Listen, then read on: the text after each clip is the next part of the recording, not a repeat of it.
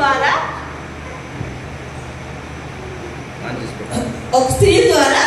పంపిస్తున్నాడు. అంటే ఆమె ఎంత నమ్మకస్తురాలో చూడండి. సంఘంలో ఆ పరిచారకురాలు ఎంత నమ్మకంగా ఉంటే ఆమె ప్రవర్తన కానీ ఆ జీవన చర్యలు కానీ ఆ పౌలు భక్తుడు ఎంతగానో గమనిస్తూ ఉన్నాడు. కనుక ఆమె సహోదరి అంటే ఆత్మ సంబంధమైన బంధుత్వంతో నా సహోదరి అంటున్నాడు. సేవకురాలు అంటే గ్రీకు పదాన్ని క్రైస్తవ సంఘ పరిచారకురాలు. నా స్తోత్రం కలుగుగాక. ఫీవే అంటే కాంతి, కాంతమ్మ లేక ప్రకాశము అని మనం చెప్పుకున్నాం. ఈనాటి క్రైస్తవ జీవితం మనం జీవించాలంటే మనకి ఏం కావాలి? వెలుగు చాలా ముఖ్యమైనది. వెలుగు లేని జీవితం చీకట్లో జీవిస్తే ఎవరైనా నిన్ను చూస్తారా? దేవునానికి మహిమ వస్తుందా? దేవునానికి మహిమ కలుగుతుందా? కలగదు. విశ్వాసి, సంఘంలో ఉన్న ప్రతి ఒక్క విశ్వాసి ఆ వెలుగు జీవితం కలిగి జీవించాలి. దేవుడు నాకు మహిమ కలుగుతాడు. లాభం పెళ్లి కుమారుని ఎదుర్కొన్నారంటే ఈ సంఘంలో ఉన్న ఈ విశ్వాసులు పరిశుద్ధులుగాను మరి ఆ పెళ్లి కుమారుని ఎదుర్కొనే కాంతివంతమైన జీవితాలు జీవిస్తూ దేవుని సన్నిధిలో ఎదుగుచూ మనము జీవించాలి. ఆ పెళ్లి కుమారుని ఎదుర్కోవాలంటే మనం ఏం చేయాలి? నీతి వస్త్రాలు ధరించుకుని మరి ఆ పెళ్లి కుమారుని ఎదుర్కొని పరిశుద్ధమైన నీతి క్రియలతో మన ఆ ప్రభుని ఎదుర్కొంటాం. నీలో నీతి క్రియ లేదనుకో, పరిశుద్ధత లేదనుకో, ఆ పెళ్లి కుమారుని మనం ఎదుర్కోగలమా? చీకటి బతుకుతూ ఉన్నామంటే ప్రభుని మనం ఎదుర్కొనే స్థితిలో మనం ఎదుర్కోగలమా? ఎత్తబడగలమా? ప్రభుని ఎదుర్కొనడానికి ఎత్తబడలేము. చూడండి, ఈమె ఒక భక్తుడు. ఆమె ఆ సంఘంలో మరి ఎంత ప్రేమతో, మరి ఎంత భయభక్తులతో, ఎంత నమ్మకంతో, నమ్రతతో మరి జీవిస్తుందో చూడండి. మరి కాంతం అంటే ప్రకాశం అని మనం చెప్పుకున్నాం కదా. మరి మత్తయి సువార్త 13:43 ఒకసారి చదివితే, నీతిమంతులు తమ తండ్రి రాజ్యంలో సూర్యుని వలె తేజరిల్లుతుంది. నేను నా స్తోత్రం కలుగుతాను. ఎవరు తేజరిల్లుతారు? నీతిమంతులు. ఆమె నీతిమంతురాలు. ఆ సంఘంలో నీతిమంతురాలుగా జీవిస్తుంది. ఆమె ప్రార్థన పౌలు భక్తుడు గమనిస్తూ ఉన్నాడు. కనుకనే ఆయన రాసిన పత్రిక రోమా పట్టణానికి అనే ఆ సహోదరి చేత పంపించున్నాడు. మనతో ఎవరైనా ఈ గాలి పంపటం అవి పంపటం కాదు. మనతో ఒక మరి ప్రత్యేకమైన దేవునికి ధనాధారం లాంటి ఆ పత్రికను ఆ విశ్వాసతో, ఆ వ్యవహారాలతో నమ్మకంగా పౌలు భక్తుడు పంపిస్తూ ఉన్నాడు రోమ పట్టణానికి. ఆమె రోమ పట్టణానికి ఆ పత్రిక తీసుకెళ్ళాలంటే ఆమె ఎలా ఉండాలి? నీతిమంతురాలుగా ఉండాలి. దేవుని సన్నిధిలో వెలుగు ఎటుచుమని స్థితిగా జీవించాలి. కనుక ఫిలిప్పీ పత్రిక 2:16 జీవవాక్యము పట్టుకుని లోకమందు జ్యోతులు వెలిగే ఉండాలి. నీవు దేవుని జీవవాక్యం దినదినము అనుదినము పఠిస్తూ ఉంటే, ధ్యానిస్తూ ఉంటే నీవు ఒక జ్యోతిలాగా వెలిగింపబడతావు. ఏదో ఆదివారం బైబిల్ ఉంచుకుని ఏదో ఆయాలుగా చెప్పే మాట చూడటం కాదు. ప్రతి దినము నీ దేవుని ధ్యానిస్తున్నావా? వాక్యాన్ని ధ్యానిస్తున్నావా? నేను కనీసం 5 అధ్యాయాలను చదవద్దు. నాకు తిరుగుతుండదు అనుభూతిగా. సాయంత్రం రాత్రి కూడా నా కళ్ళు కొంచెంలో ఇదే వల్ల 10 చదవలేకపోతున్నా. కనీసం 3 పూటలు 3 9 అధ్యాయాలు చూద్దాం లెక్క పెట్టుకుంటాను. నాకు ఇంకా కొంచెం టైం ఉంది మీరు తినండి అనుకుంటే ఎప్పుడు ఇదే గోవాలని తింటాను. దేవుని స్తోత్రం అనుకుంటాను. నేను తినిపోయేటప్పుడు వాళ్ళంతా కొనుక్కుంటాను. భోజనం చేసి నీకు షుగర్ పేషెంట్ ఇలా అయితే నీకు ఏదైనా లోకల్ అయితే ఎవరు చూస్తారో విసుక్కుంటున్నారు. దేవునికి స్తోత్రం అంటాను. అదే దేవునికి స్తోత్రం చేస్తే ఎందుకంటే వాళ్ళు ఉద్యోగాలు చేసేవాళ్ళు 9 గంటలకు 8:30 పట్టుకోవాల్సింది. వాళ్ళు ల్యాప్టాప్ కింద కూర్చుంటున్న వాళ్ళకు కూడా తీసుకొచ్చేస్తుంది. నేనే బయట కట్టించలేకుండా కళ్ళు కూడా చూసుకోమని, ఆరోగ్యం కూడా చూసుకోమంటారు. నా ప్రభు నన్ను కాపాడుతున్నాను కనుక నేను కరోనాలో నన్ను ప్రభు నన్ను బ్రతికిచ్చాడు, సజీవులాగా ఇచ్చాడు నన్ను. కనుక నేను దేవుడు మంచి విడిచిపెట్టాను. నా కళ్ళు కనపడేంత వరకు నేను బయట చూద్దాన్ని ఉంటాను అని చెప్పి ఆ యేసయ్య నాకు ఇచ్చిన దృష్టి ఉన్నంత వరకు ఆయన బైబిల్లో నేను చదవాల్సిందే. చదవకపోతే నాకు నిద్ర పట్టదు, తృప్తి ఉండదు. కనుక చూడండి, ఇక్కడ జీవవాక్యం పట్టుకుని లోకమందు జ్యోతులాగా కనపడాలి. పట్టుకోవడం అంటే ఇది బైబిల్ ఉండడం కాదు. అది మన హృదయాలని చదువుకొని నింపుకోవాలి. ఆ వాక్యంలో మనం జీవిస్తూ ఉండాలి. దేవుని స్తోత్రం కలుగుగాక. మత్తయి సువార్త 5:16 నీతిమంతులు ఈ లోకమునకు వెలుగై ఉన్నారని వాక్యం సెలవిస్తుంది. కనుక ఈ సహోదరి నీతిమంతురాలు నీతిమంతురాలుగా జీవిస్తుంది. ఆ సంఘంలో పౌలు భక్తుడు ఆమె ఎంతగానో అబ్జర్వ్ చేస్తున్నాడు. ఆమె ప్రవర్తన, ఆమె క్రియలు, ఆమె దేవుని సన్నిధిలో ఎలా జీవిస్తుంది, నీతిమంతురాలు ఉంటుందా, వెలుగు బిడ్డగా ఆ వెలుగును తను సంపాదించుకుంటుందా లేదని పౌలు భక్తుడు ఆమె పరీక్షిస్తూ ఆ సంఘంలో నా సంఘ పరిచారికులు, నా సహోదరి అంటున్నాడు. దేవుడు నా మహిమ కలుగును గాక. కనుక మనము నీతిమంతులుగా జీవించాలి. జీవవాక్యంలో చదువుతూ ధ్యానించాలి, మన హృదయాల్లో నింపుకోవాలి. మరి దానియేలు గ్రంథంలో 12:3 ఆకాశం అందు జ్యోతిని పోలి దేవుని వాక్యం చదివారు. ఎలా ఉన్నారు? ఆకాశం అందు జ్యోతులు. ఏ విధంగా మనం జ్యోతులు అవగలము? ఈ లోకంలో ఎన్ని రకాల బంగారం తొడిగినా కూడా మనలో వెలుగు రాదు. పరిశుద్ధ గ్రంథాన్ని ధ్యానించినప్పుడు, అన్ని దినము పఠిస్తూ దాన్ని హృదయంలో నింపుకున్నప్పుడు ప్రభు నిన్ను ఒక జ్యోతిలాగా చేస్తాడు, నిన్ను నీతిమంతురాలుగా చేస్తాడు. దేవుని సన్నిధిలో యథార్థవంతులను జీవించాలని ఈ వాక్యాలు మనల్ని హెచ్చరిస్తూ ఉంది. అబద్ధం ఆడలేము, అబద్ధం చెప్పలేము, ఉన్నట్టే చెప్పాలి. అబద్ధం చెప్పాడు వెంటనే వాక్యం మన హృదయంలో ఉంచుకుంటుంది. నేను ఈ మాటలు చదివాను, ఈ మాటలో మాట్లాడకూడదు. కనుక ఈ హీవే మరి ఆ సంఘం పరిచారకురాలు ఎంత నీతిమంతురాలుగా జీవిస్తుంది. ఆమె ఎదవరాలు అయినను ఆమె ఎంత నీతిగా యథార్థంగా జీవిస్తుందో చూడండి. దేవుని సంఘంలో ఈ ప్రకాశము ఈ దేవుళ్ళు ఉన్నప్పుడే మాత్రమే వస్తుంది. ఈ ప్రకాశము ఈ వెలుగు దేవునితో గడిపినప్పుడు, ఆయనతో ఉంటూ ఆయనతో జీవిస్తూ ఉన్నప్పుడే, అనే విధంగా ఆ జీవవాక్యాన్ని మనం చదువుతున్నప్పుడే మనం ఎలా ఉంటామో దేవునిలో ఉన్నప్పుడు మాత్రమే మనం వెలుగు ప్రకాశించే వారిగా, ఉజ్జీవంగాను యథార్థంగాను పరిశుద్ధత జీవితం మనకి ఉంటుంది. దేవుని స్తోత్రం. మరి మోషే 40 దినాలు కొండ మీద దేవునితో కలిగినప్పుడు ఆయన ముఖం ఎలా ప్రకాశించింది? దిగుతుంటే ఆయన ముఖం చూడలేకపోయారు. 40 దినాలు ఎక్కడ గడిపాడు? ప్రభుతో నడిపాడు. కనుక ఆయన అంత తేజవంతముగా దిగుతుంటే ఆ మనుషులు, ఆ ఇశ్రాయేలు ప్రజలు మోషే ముఖమును చూడలేకపోయారంట. దేవుని స్తోత్రం. కనుక మనం దేవునితో గడిపినప్పుడు, ఆయనతో మనం జీవిస్తూ ఉన్నప్పుడు మరి ఈ విధంగా మనం ఉండగలం. కనుక పౌలు చేసిన సాక్ష్యం బట్టి ఫీవే దేవునితో గడుపుతున్నది వ్యక్తి అని మనము నమ్మాలి. దేవునితో గడుపుతుందండి ఏంటి? ఆయన ఎక్కడున్నాడమ్మా, ఆయనతో గడుపుతాను కాదు. దేవుని సన్నిధిలో నిత్యము ఆయనతో పోరాడుచు, ప్రార్థిస్తూ, ఆయనతో మాట్లాడుకుంటూ ఆయన సన్నిధిలో జీవిస్తుంది. కనుక ఆ కాంతి ఆమెలోనికి మన దేవునితో గడుపుతూ జీవిస్తూ మాట్లాడుతూ ఉన్నప్పుడు, ఆ పరిశుద్ధ లేఖనం చదివి మనం ఆ ధ్యానం చేస్తూ ఉన్నప్పుడు ఆ జీవవాక్యం ద్వారా మనం శక్తిమంతులు ఉంటాం. దేవుని మహిమ కలుగును గాక. కనుక మనం దేవునితో గడుపుతున్న వ్యక్తులుగా మనం ఉండాలి. కనుక ఆమె నమ్మకస్తురాలుగా ప్రకాశిస్తుంది ఆ సంఘంలో. ఆ ప్రకాశించాలంటే దేవునితో మనం నడిచే వారంగాను, గడిపే వారంగాను, దేవుని వాక్యం ధ్యానించే వారంగాను, ప్రతి దినము ఆ వాక్యాన్ని మనం హృదయంలో నింపుకునే వారుగా మనం జీవించాలి. అప్పుడే మనము ఆ వెలుగు మనలో ఉంటే ఇతరులకు దేవునితో కలిపి అనుభవం ఉన్నవారు ఆయన వాక్యం తన జీవితంలోకి తీసుకుంటారు. పెళ్లి కుమారుని ఎదుర్కొంటే పెళ్లి కుమార్తె నీవు ఉండాలంటే ఆ వెలుగు కలిగి నీవు ఉండాలి. రేపు రాకుల్లో, ప్రభు రాకుల్లో ఆ పెళ్లి కుమారుగా వస్తున్నప్పుడు ఏసయ్య నువ్వు పెళ్లి కుమార్తెగా సంఘంలో నువ్వు పెళ్లి కుమార్తెగా ఆయన ఎదుర్కొనాలంటే నువ్వు ఎలా ఉండాలి? వెలుగుతూ ఉండాలి. వెలుగు కలిగి జీవితం మనము జీవిస్తూ ఉండాలి. ఆ వెలుగు అంటే ఏంటి? ప్రేమ కలిగి జీవించటం. వెలుగంటే ప్రేమ కలిగి జీవించాలి. ఒకరు మనం ప్రేమించుకునే వారిగా ఉండాలి. మన సహోదరుని మనం పక్కన కూర్చున్న వారిని మనం ప్రేమించలేకపోతే ప్రభు మనం ఎలా దర్శిస్తున్నాడు చూడండి. ప్రభు నేను వెలుగుగా జీవిస్తున్నాను, నేను దేవుని సంఘానికి వెళ్తానంటే నీ సహోదరు పక్కన ఉన్న సహోదరికి వందనాలు చెప్పు. మాట్లాడదు, తలచారం చేయదు. ఆ మాట చూస్తుంటే నీ విడి చూస్తుంటావు. దేవుడు అప్పుడు నేను చూడటం లేదా? దేవుడు నిన్ను పరీక్షిస్తున్నాడు. దేవుని సన్నిధానికి వచ్చినప్పుడు ఆయన నిన్ను చూస్తూ ఉన్నాడు. నీ నడక, నీ పడక, నీ ఆలోచనలు, నీ దృష్టి ప్రభు కనిపెడుతూ ఉంటాడు. దేవుని మహిమ కలుగును గాక. ప్రియ దేవుని బిడ్డలారా, మనం ఆ ఫీవే వాళ్ళు మనం జీవించాలంటే మనం వెలుగు బిడ్డలుగా ఉండాలి. దేవుని వాక్యాన్ని చేతి పట్టుకు దేవుని వాక్యాన్ని చదువుతూ ఆ దేవుని వాక్యాన్ని అన్ని దినం ధ్యానిస్తూ ఉంటే నువ్వు వెలుగు కలిగిన బిడ్డలాగా ఉండాలి. నమ్మకస్తులుగా నువ్వు జీవించాలి. దేవుని స్తోత్రం.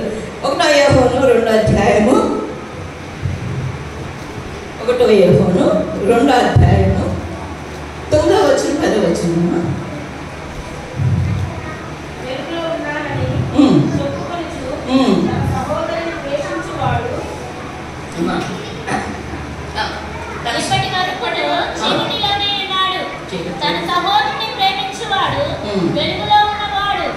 అతని యందు అభ్యంతర కారణమేమీ లేదు.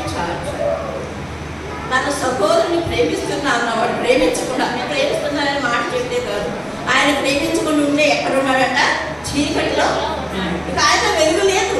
ఈ సహోదరుడు ప్రేమించకపోతే నీకు వెలుగు ఎక్కడి నుంచి వస్తుంది? నీ హృదయం అంతా చీకటిగానే ఉంది. ఏదెక్కడ నీ ప్రేమ? ప్రభు ప్రేమించుకున్నాడు. కానీ నీ సహోదరుడు ప్రేమిస్తే నువ్వు వెలుగు కలిగి ఉన్నావని దేవుని వాక్యము సెలవిస్తుంది. కనుక మన సహోదరుడు మనం ప్రేమిస్తున్నాం. ఒకసారి జ్ఞాపకం చేసుకున్నాం. తను పలకరిల్లడంతో నీవైనా నేను దేవుని బిడ్డగా నీ జీవవాక్యం చదువుతూ ఉంటే, ఆ వాక్యం నీ హృదయంలో వెలుగుగా ప్రకటిస్తూ ఉంటే నీవైనా వందనాలు చెప్పాలి, నీవైనా శుభ్రం ఇవ్వాలి. అప్పుడు తన హృదయం మారించింది. తను ఈయనని నువ్వు వీకుంటే, తను చెప్పలేదని చెప్పుకుంటే ఇద్దరు చీకట్లో ఉన్నట్టే. తన సహోదరుని ప్రేమించకుండా నేను ప్రేమిస్తున్నానని చెప్తున్న వాడు చీకట్లో ఉన్నాడని దేవుని వాక్యము సెలవిస్తుంది. కనుక రక్షణ జీవితం జాగ్రత్తగా కాపాడుకుంటూ జీవించిన వారు వెలుగుతూ ఉన్నారు. దేవుని నా మహిమ కలుగుగాక. కీర్తన 119 అధ్యాయము 105వ వచనం ఏముంది? నీ వాక్యము నా పాదములకు దీపము, నా త్రోవకు. మరి ఆయన వాక్యం వెలుగు మన ఇక్కడ వాక్యం చెబుతుంది కదా. ఆ వాక్యం మనం చదివితే మనం నడిచే మార్గంలో వెలుగుగా ఉంటుంది. నువ్వు చీకట్లో వెళ్తున్నప్పుడు మరి చీకటిగా అనిపించదు. నా యజమాని చంద్రబాబు ముందు 2 నెలల క్రితం నాకు దర్శనం వచ్చింది. 2 టికెట్లు కొనుక్కున్నాము. అరకు వెళ్తున్నాం. అరకులో వెళ్ళి స్టేషన్లో దిగాము. నా హ్యాండ్ బ్యాగ్ తీసిందే ఆ టికెట్లు ఇవే అన్నారు. నేను తక్కువ చూపు తీసి టికెట్ ఒక టికెట్ ఉంది. కంగారు పడిపోయి తిరుగుతారు స్టేషన్లో. మా వారు ఎక్కడంటే అక్కడ సంస్కృతి మాటలు మాట్లాడుతూ ఉంటారు. ఒకసారి ఇటు పక్క చూస్తే యోగాంగా చూస్తాం, ఆయనంతా చూడండి భయం అద్భుతం మాట్లాడినప్పుడు నన్ను కాదన్నట్టు మీ పక్కన చూస్తాను. స్ట్రైట్ ఆ కిటికీలో కూడా బయటికి చూస్తాను. వాళ్ళందరూ ఆయన చూస్తారు కదా, సిగ్గుపడి అంత సంస్కృతి మాటలు వస్తూ ఉంటాయి. అందరి ముందు కూడా వస్తాయి. సాడుకోగలరు. ఆ 2 టికెట్లు ఒకటే కనిపిస్తుంది. ఏమంటారు అంటే చూడు వాళ్ళు గదులుతున్నారు, కళ్ళనే గదులుతున్నారు. ఎదిగాను కింద కొన్ని టికెట్ చినిగిపోయి కింద పడి ఉంటాయి కదా, వీటిలో మా టికెట్ ఉన్నాయని ఎదుగుతున్నాం. ఒక టికెట్ ఎత్తున్నా అంత మురిగా చినిగిపోయి అట్లా ఉన్నాయి. స్టేషన్ అరకు రైల్వే స్టేషన్ వెళ్ళామంటే ఒకప్పుడు వెళ్ళామనంట. అంటే దొరకలేదంటే సరే ఆ స్టేషన్ అంటే నీళ్ళే పదా ఆ స్టేషన్ అవ్వకి వెళ్ళేదానికి ఆ బ్యాలెన్స్ చూడడానికి వెళ్తుంటే ఆ రోడ్డు మీద టికెట్ ఇవ్వాలి. ఆ రోడ్డు మీద వామి బండి, ఎండుగడ్డి బండి ఉంది. ఆ బండి దాటి ఆకుకి వెళ్ళాలంటే ఎట్లా నా చేత ఎక్కువ అంటున్నారు. నా చేయి కొట్టుకయ్యా అన్నాను. అయ్యప్పుడు బండి దాని మీద ఎంత ఎత్తున్నా గడ్డి ఉంది. గడ్డి ఎక్కి ఆయన బొడ్డు అయితే ఎక్కి మనం దిగే ఉంటుంది. అప్పుడు రోడ్డు కనిపించింది. ఇటు పక్కన ఇటు 2 పక్కల కాలువలు కొంచెం వెళ్తున్న నీళ్లు కనిపిస్తుంది. అంటే ఒక లోయలో పడి వెళ్ళిపోతాం. రాంతకాల లోయ భయం వేస్తుంది. ఈ చీకట్లో తీసుకొచ్చి మెడలో చేయను ఇయ్యాక మన బతుకులు గాజులు ఉండి షోకులు ఉండి దొంగోడు ఏమని చేసి ఎక్కడ తీసుకొచ్చారు. ఏంటంటే మా వారు కనపడ్డారు. ఒక తెల్ల బట్టలు వేసిన మనిషి నడుపు మెల్లిగా అంటున్నాడు. నడుపు అంటున్నాడు. నాకు భయం వేస్తుంది కదా, ఇదంతా గాఢంగా ఉంది అంటే నేను నెమ్మదిగా చెప్తున్నాను.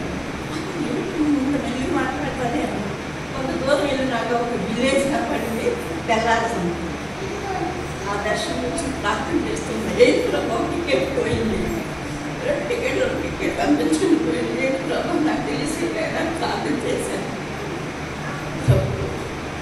ఆయన తీసుకెళ్తాను టికెట్ పోయిందని దేవా తెలిసేసేవా నేను తెచ్చుకోలేకపోయిన ప్రభావం కనుక మనం ప్రార్థించి ఆయన సరిగ్గా నీతిమంతులుగా యథార్థవంతులుగా ఉండాలి. జీవవాక్యం చేత పట్టుకున్న చదువుతూ ఆ వాక్యం ధ్యానిస్తున్నప్పుడు ఆ వెలుగు నీలో ఉండేది. గణాంతకాలంలో నేను నడవాలని నాకు ఈ జీవితం ముందే చూపించావా, ఒక్కదాన్ని నడవాలా గణాంతకాలం కానీ నాకు ఏం చదవాలి. ఇప్పుడు మనం ఈ నేల మీద ఎలా నడుచుకుంది అట్లాగే నడుస్తుంది. చూస్తే అంత అడివి లోయల్లా కనిపిస్తుంది. చీకటి మరియు కొంచెం ఆ వెలుగులో కొంచెం నీళ్ళు కనిపిస్తుంది. కాలంలో అది అక్కడక్కడ నీళ్ళు కనిపిస్తుంది. నాకు నమ్మప్పుడు నాకు లేదు. ఇక నువ్వు ఒక్కదాన్ని మంచిగా కీర్తుని పట్టించాలని నువ్వు ఎంత భయపడుతూ గణాంతకాలంలో సంచి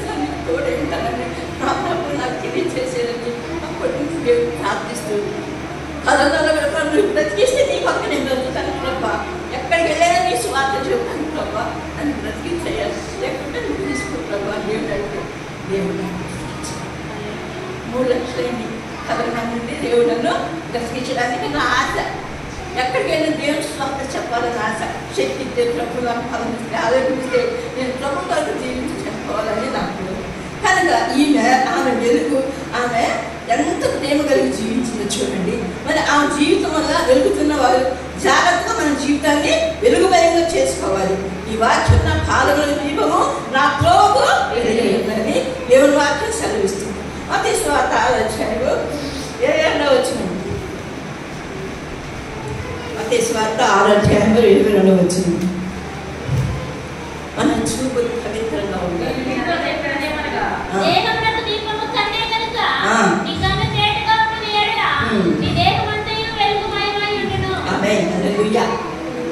దేహానికి దీపం ఏంటి? కన్ను.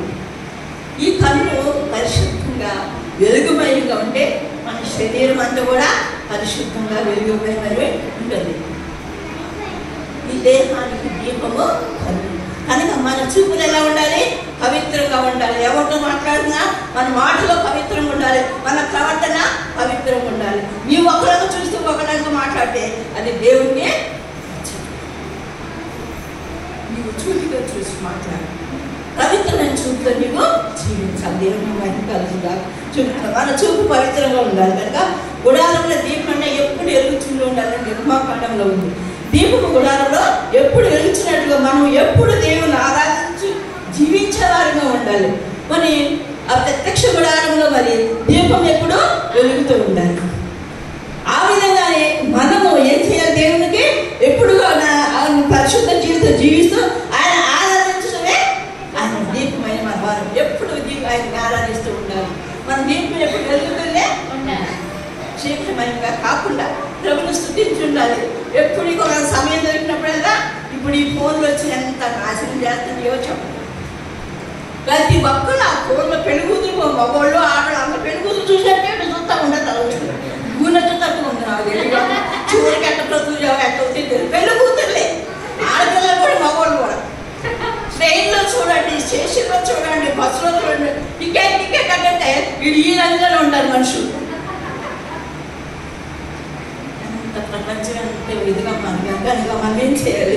దేవుని సన్నిధిలో వెలుగుతుండే బిడ్డలుగా ఉంటే దేవునికి మహిమ వస్తుంది. ఆయన మనం ఎదుర్కొన్నకు జ్యోతుల వలె దేవుని మహిమగా. కనుక వెలుగు ప్రేమ కలిగిన జీవితంగా ఉండాలి. మన జీవితాలను కాపాడుకోవాలి. మన రక్షణ జీవితాన్ని జాగ్రత్తగా కాపాడుకుంటూ వెలుగుంచి బిడ్డగా మనం ఉండాలి. మన చూపు పవిత్రంగా ఉండాలి. దేవుని మహిమ కలుగుగాక. దేవుని దీపం ఎప్పుడు ఆరిపోకూడదు. అంటే ఈ హృదయంతో ఎప్పుడు దేవుణ్ణి స్తుతిస్తూ ఆరాధిస్తూ దేవుని మహిమపరుస్తూ ఉండాలి. నా మహిమ కలుగుగాక. నేను ట్రైన్లో కూర్చుని రోడ్లో వస్తుంటే ఆ ఎదురున్నప్పుడు వాళ్ళు పాపం వాళ్ళకి తెలియదు కానీ వచ్చాం ఏందో కొనుక్కుంటాం అనుకుంటారు. అందుకని అయినా కంటే సిగ్గుపండి ఆలోచించుకుంటే ఇవన్నీ నీకు మహిమ అనుకుంటారు. ఏం చేస్తే ఆ స్థితి నామాలు ఏమైనా నోటుకొస్తే అది కొనుక్కుంటూ ఉండాలి. అలా భోజనాలు చూస్తూ ఉండాలి. ఏదో భోజనంతో ఎంతో మాట్లాడుతుంది అనుకుంటారు. దేవుని స్థుతించే వాళ్ళని కదా. ఫోన్లు కాదు, మా ఫోన్ చూసుకొని సమయం దొరికితే ఫోన్ చూసుకుంటాం కాదు. ప్రభుని స్థుతిస్తూ బైబిల్ తీసుకొని ఒక అధ్యాయం చదువుతారు అనుకుంటాను. టిఫిన్ ఒక రోజు ఏంటైతే ఆ టిఫిన్ ఏ రోజు అయ్యాలో ఒక అధ్యాయం పూర్తి చేయాలని అంటూ పెట్టుకొని కూర్చుంటాను. ఆ అధ్యాయం అయిపోయినాక ఆ టిఫిన్ పిలిస్తే వెళ్తాను. లేదా సమయం వేస్ట్ చేయాలి. ఆ మాటి నువ్వు ముసలాన్ని కనుక అట్టకి చేస్తారు. కుర్రాళ్ళు నేను అట్ట మరి అట్ట చేయమంటే సమయం దొరికినప్పుడు దేవుని స్థుతించుకుంటూ దేవుని వాక్యం చదువుకుంటూ అది మీ హృదయాల్లో నమ్ముకుంటే మీరు వెలుగు బిడ్డలుగా వెలిగింపబడతారు. దేవుని మహిమ కలుగుతారు. కనుక అలా ఉండాలి. కానీ మనము దేవునికి వెలిగించబడే జీవితం మనం ఆరాధించే జీవితం మనకు కావాలి. కానీ ఇది మీ గ్రంథము 9వ అధ్యాయం 4వ వచనం చదివి సహాయం చేయండి. ఇర్మియా గ్రంథము 9:4.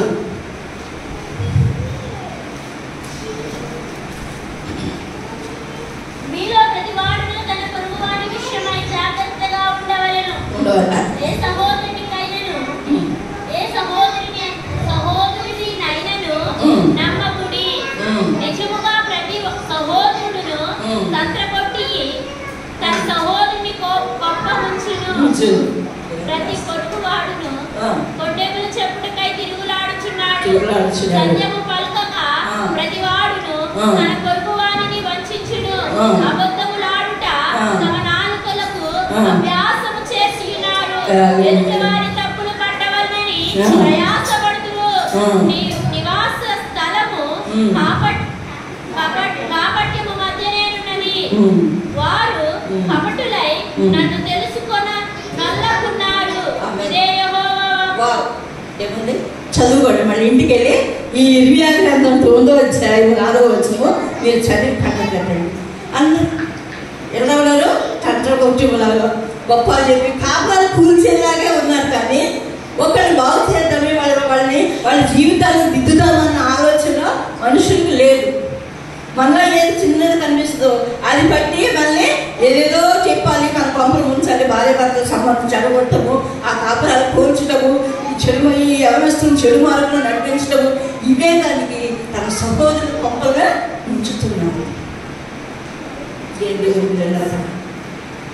జ్ఞాపకం చేసుకోండి, ఆలోచించండి, మీ హృదయాలను దేవుని వైపు తిప్పండి, ఆ వాక్యం వైపు తిప్పండి. ఇది అబద్ధ మాటలు, తంత్రపడి మాటలు, మరి ఇచ్చక మాటలు, మరి ముసలి ముచ్చటతో ఈ జీవితాలను పాడు చేసుకోకండి. మరి మీకు యవనస్తులు దేవుని నామములో బతిలాడి చెప్తున్నారు, బైబిల్ చదువుకుంటున్నారు. మీకు ఏది కావాలో ప్రభు మీకు ఇస్తాడు. ప్రభువుని అడగండి. మనుషులు చెప్పుకుంటే ఏం సహాయం, ఏది కూడా మనుషుల సహాయము వ్యర్థము. రాజులను నమ్ముడు కంటే యెహోవాను ఆశ్రయించటం మేలు, నరులను నమ్ముడు కంటే యెహోవానే ఆశ్రయించటం మేలు. సమయం దొరికినప్పుడు దేవుని ఆశ్రయించండి, వాక్యాన్ని ఆశ్రయించండి. ప్రభు మీకు ఏది కావాలని సిద్ధం చేస్తాడు. దేవుని మహిమ కలుగుగా కనుక మనం ఎలా ఉండాలి? దేవుణ్ణి ఆశ్రయించేవారుగా ఉండాలి, కానీ ఈ కొంపలు కూర్చోవాళ్ళుగా ముసలమ్మ ముచ్చట చెప్పి, మరి ఇచ్చుకప్పు మాటలు చెప్పి, అబద్ధ మాటలు చెప్పి, మరి మోసం మాటలు చెప్పి, ఇలాంటి ఇచ్చుక మాటల్లో మనం పోకుండా వాటికి మనం దూరంగా ఉంటే ప్రభు నిన్ను కూడా ఒక ఫీబీ లాగా దేవుడు తయారు చేస్తాడు. దేవుడు మహిమ కలుగుగా. ఆ ఫీబీ వీడు అపోస్తలుడైన పౌలు భక్తుడికి అంత నమ్మకస్తురాలుగా కనిపిస్తుంది, అంత నీతిమంతురాలుగా కనిపిస్తుంది, అంత యథార్థవంతురాలుగా కనిపిస్తుంది, అంత మెరుగుబిడ్డగా కనిపిస్తుంది. మరి అన్ని గుణలక్షణాలు ఉన్న ఆ బిడ్డతో ఆ పత్రిక కొరింథీ పత్రిక తీసుకుని రోమాపట్నానికి వెళ్ళి ఇచ్చామని ఆ దైవజనుడు ఆ బిడ్డ ద్వారా కనిపిస్తున్నాడు. మహిమ కలుగుగా. కనుక మనం ఎలా ఉండాలి? జ్ఞానం కలిగే జ్ఞానంతో జీవించాలి. రోమాపత్రిక 1వ అధ్యాయం 30వ వచనం.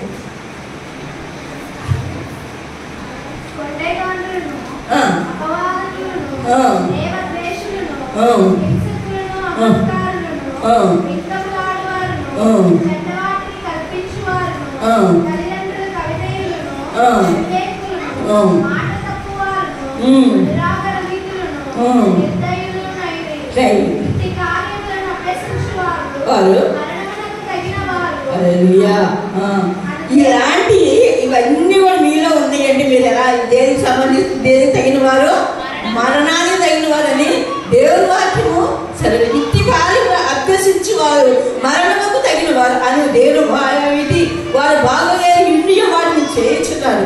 ఇది మాత్రమే కాక వాటిని అభ్యసించు వారితో సంతోషంగా సమర్థించున్నారు. దేవుని స్తోత్రం. మనం దేవుని బిడ్డలు దేవుని వాక్యం విని అదే కొంత దైవచర్య చెప్పిన మాటలు వింటున్నాము. అవి ఆ గేటు దాకా తీసుకెళ్తాము. ఈ గేట్ కానీ ఎక్కడ వదిలిపెట్టి మన ఇంటికి మనం వెళ్తాము. ఇది ఏమి కూడా మన హృదయంలో ఉండకూడదు, చూడెత్తి వెళ్ళిపోకూడదు. ఎందుకంటే మన పరిస్థితి, మన ఆలోచన, మన మాటలు, మన తలంపులు ఆ విధంగా ఉంటుంది. కనుక దేవుని బిడ్డలారా మీరు జాగ్రత్తగా, యవనస్తులు జాగ్రత్తగా మీరు పండుగ అంటారా అపవాదుల దగ్గరికి వెళ్ళద్దు, దేవదర్శనం దగ్గరికి వెళ్ళద్దు, హింసకులు అహంకారతకు వెంకుమల వాడువారితో చెడ్డవాళ్ళు కల్పించేవారు వారి దగ్గరికి వెళ్తే మీ హృదయం పాడైపోతుంది.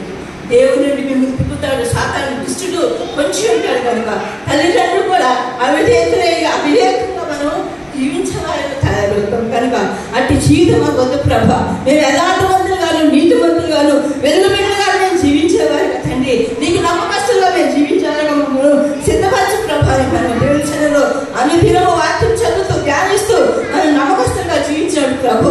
నిన్ను ఒక వెలుగుబిడ్డగా, లోకమంది జ్యోతిలాగా, ఆకాశ మండలంలో జ్యోతిలాగా నిన్ను ప్రభువు వందనాలు. మనిషి కంటే ఆశ్రయించడం లేదా దేవుడు వాక్యించింది. రాసులు మనకి రక్షణ కలిగించేది. ప్రభు అన్నీ మనకి రక్షణ కలుగుతుంది. దేవుని స్తోత్రం. యేసేపు శోధనను తప్పించుకున్నాడు. ఎంత నమ్మకంగా ఉన్నాడు. యవనస్తుడే. ఎన్ని శోధనలు వచ్చినా కూడా వాటినన్నింటి ప్రభువు విడిపించాడు. చివరికి పడరానిందా పడవలసి వచ్చింది. పాపానికి దూరంగా పరిగెత్తాడు. ఆయనను ఆ నింద వేసి జైలు వేసినప్పుడు ఆయన శోధన జయించాడు. దేవుని స్తోత్రం. దేవునికి నమ్మకంగా జీవించాడు. యవనస్తుడే దేవునికి నమ్మకంగా జీవించాడు. ఆ రాజ్యానికే అధికారి. ఎన్ని శోధనలు అనిపించాడు. గుండెలో తోయబడ్డాడు. బానిసగా అమ్మబడినాడు. మరి ఆ పోతీఫెర భార్య నిందలేసింది. జైల్లో మగ్గిపోయాడు. ఎన్ని కష్టాలు అనిపించినా దేవునికి నమ్మకంగా జీవించాడు కనుక ఆ రాజ్యానికే అధికారి. మరి ఎన్ని శ్రమలు ఇస్తాం మనం గ్రహిస్తామా? నమ్మకంగా దేవునికి నమ్మకంగా జీవిస్తామా? ఒకసారి మీరు జ్ఞాపకం చేసుకోండి. దేవుని స్తోత్రం. మోషే నా ఇల్లంతట్లో కూడా ఇల్లంతట్లో ఉన్నాడు దేవుడికి. ఆయన ఇల్లు ఏది? ఆ ఇల్లంతట్లో కూడా ఆయన నమ్మకం. ఈ భూమి మీద ఆయన ఆ పేరు సంపాదించుకున్నాడు. దేవుడు నమ్మకం కనుక నమ్మకస్తుగా జీవితం. పాపానికి దూరంగా పరిగెత్తడం. పావుల వల్లే నిష్ఠురాలు మనం జీవితం. పావు వల్లే వివేకులు. ఇతరులు మాట్లాడేటప్పుడు వివేకంగా మాట్లాడే బిడ్డగా మనము ప్రభా నా జ్ఞానమైనందుకు వీళ్ళు అన్నిటితో మాట్లాడుతున్నారు ప్రభా. వీళ్ళన్నింటిలో మీరు నిరంతరం వాళ్ళు ఏదైనా మాట్లాడుతూ వాళ్ళకి సరైన సమాధానం నాకు జ్ఞానమే ప్రభా. వివేకంగా చెప్పి ఉపదేశంగా కానీ మీ హృదయంలో ప్రార్థించినప్పుడు నీకు వివేకం కలిగిన మాట దేవుడికి ఇస్తాడు. కనుక నిష్కపటుగా జీవించాలి. పావు వల్లే వివేకంగా మనము ఉండాలి. సహోదరి శ్రీ సంఘం చాలా ప్రాముఖ్యమైన పాత్ర కలిగి ఉంది. ఆ సహోదరి ఆ సంఘంలో చాలా ప్రాముఖ్యమైన పాత్ర కలిగి ఉంది. నీకు తగ్గింపు కలిగి జీవించాలంటే నీకు తగ్గింపు అనేకులకు ప్రభువుకు నడిపించాలి. మరి ఆమె ఎంత తగ్గింపుని జీవించిందో, ఎంతమంది దేవుని బిడ్డల్ని దేవుని ఎంతగా నడిపించిందో. పావులు భక్తుడు ఆమె పరీక్షిస్తూ ఉన్నాడు. ఆమె సహోదరి అంటున్నాడు చూడండి. ఆత్మీయ సహోదరి. మనం అట్లా ఒక్క భాషగా చదవగా ఈ సహోదరు అబ్బా నాకు నా సంఘానికి చాలా నమ్మకస్తులు. నా సంఘానికి వెళ్ళే పరిచారకులను మనం ఐదు చేయాలని చెప్పించుకుంటున్నాం. ఇక నేను చెప్పించుకున్నాను. మన ధైర్యం మనమే నా సహోదరి ఆంటీ అన్నాను. నా సంఘానికి ఎంత పరిచయం చేస్తుందో, ఎంత నమ్మకస్తురాలుగా ఉంటుందో అన్న మాట మనం సంపాదించుకున్నాం. ఈరోజు ఫీవీల గురించి మనం నేర్చుకున్నాం కనుక ప్రభావ మమ్మల్ని కూడా ఫీవీలుగా తయారు చేయని ఆయన అయా కాంతులాగా ప్రకాశించే బిడ్డగా మమ్మల్ని చేతండి. నీ వాక్యంలో మమ్మల్ని వెలిగించిన ఆయన, నీ వాక్యం ఆయన మా హృదయాలను నింపిదైన లోకమంది జ్యోతులాగా వెలిగింపబడేటట్టుగా సహాయం దయచేయండి ఆయన. పరిశుద్ధులు తగినట్టుగా ఫీవీని చేర్చుకునేది ఇక్కడ మాట్లాడుతున్నాను చూడండి. పరిశుద్ధులకు తగినట్టుగా చేర్చుకునేది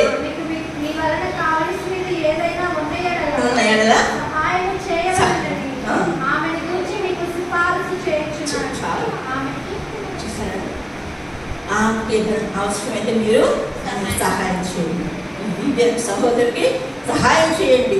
మీరు అవసరం తీర్చండి అని ఆమె గురించి పౌలు భక్తుడు సిఫార్సు చేస్తున్నాడు. ఆయన ఎన్ని ఆత్మలు రక్షించుంటాడు, ఎన్ని సంఘాలు కట్టుంటాడు. మరి ఆ సహోదరుని అంతగా తెచ్చుకున్నాడు. అలాంటి జీవితం కావాలని నాకు ఇష్టం. నేను ముసలాన్ని అయిపోయాను. నాకు అవన్నీ ప్రయాసపడి సంపాదించలేదు. ఎవరిస్తులైన మీరు అవన్నీ మీరు సంపాదించుకోవాలి. దోషులుగా పవిత్రమైన జీవితము, వెలుగు బిడ్డలుగా, మరి నమ్మకమైన బిడ్డలుగా, దేవునికి యథార్థవంతులుగా మీరు జీవించేవారు ఉండి మిమ్మల్ని కూడా దేవుడు ఆ పరిశుద్ధ జ్యోతుల్లాగా, ఆకాశ మండలమైన జ్యోతుల్లాగా వెలిగింపబడే జీవితాలు మీకు ప్రభు ఇస్తాడు. దేవుని మహిమ కలుగుతుంది కనుక టీవీ చేర్చుకున్నాడు. ఆమె చేర్చుకోండి సిఫార్సు చేస్తున్నాడు. పౌరు కృష్ణుని పోలిన జీవితం నడుచుకున్నాడు కనుక మనం కూడా ఆయన పోలిన జీవితము నడుచుకున్నాం. ఇల్లు పోలిన జీవితం నాకు ఈ ప్రభు అని మరి పౌరు భక్తుడు ఎప్పుడు ప్రార్థించుకున్నాడు. ఆ విధంగా మనం ప్రభా పౌరు భక్తుడిని నడుపుతున్నాడు. ప్రభా ఆయన నిన్ను పోలి నడుచుకున్నాడు. అయ్యా మేము కూడా నిన్ను పోలి జీవితం మాకు దయచేయనైనా. నీ సారూప్యానికి మమ్మల్ని మార్చు ప్రభా. అలాంటి కృప మాకు దయచేయనైనా. మేము ఆయన నమ్మకస్తులుగాను, యథార్థవంతులుగాను, నీతిమంతులుగా జీవించే కృప మాకు దయచేయనైనా. సహాయకులు నన్ను అనేక మంది సహాయం చేసిందట ఆ సంఘంలో. సహాయకులు కొంతమంది ఉన్నారు తెలుసా? దొరక అంటే అర్థము లేడీ. ఆమె ముసలి ఎంతో బట్టలు కుట్టి, అంగీలు కుట్టి సహాయం చేసిందట. ఆమె చనిపోగానే అందరూ ఏడ్చాడట. అయ్యా మాకు ఈ జాకెట్ కుట్టిందయ్యా, అది పోయి అంగీ కుట్టిందని అల్లాడిపోతే దొరకని కనుక మనం కూడా సహాయం చేసేవారు ఉన్నారు. సహాయం చేసే స్వార్థులు ప్రయాసపడేవారు మనం ఉందాము. మన పేర్లు నీకు స్వార్థ పనులు ప్రయాసపడితే నీ పేర్లు ఎక్కడ రాయవాడని అత్యుపడి మనం దయచేయాలని ప్రార్థన చేసుకున్నాం. సిద్ధంగా ఉన్నాం, సిద్ధపడ్డాము. దేవుడి చిన్న మాటలు దీవించి ఆశీర్వదించాం.